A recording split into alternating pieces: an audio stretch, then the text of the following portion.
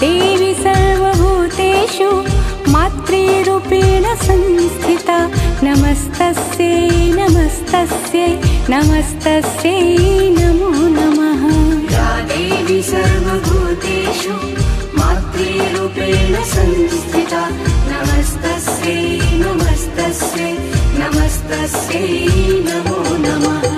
या देवी सर्वभूतेषु मातृरूपेण संस्थिता नमस्तस्यै नमस्तस्यै नमस्तस्यै नमो नमः। या देवी सर्वभूतेषु मातृरूपेण संस्थिता नमस्तस्यै नमस्तस्यै नमस्तस्यै नमो नमः।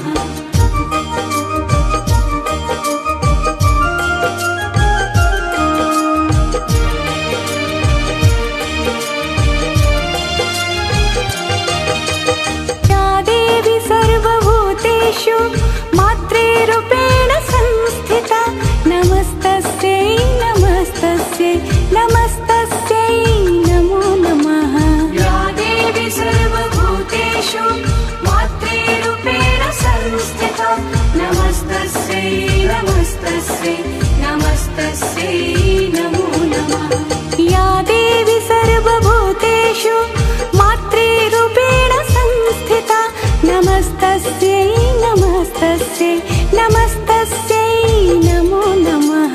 या देवी सर्वभूतेषु मातृरूपेण संस्थिता नमस्तस्यै नमस्तस्यै नमस्तस्यै नमो नमः।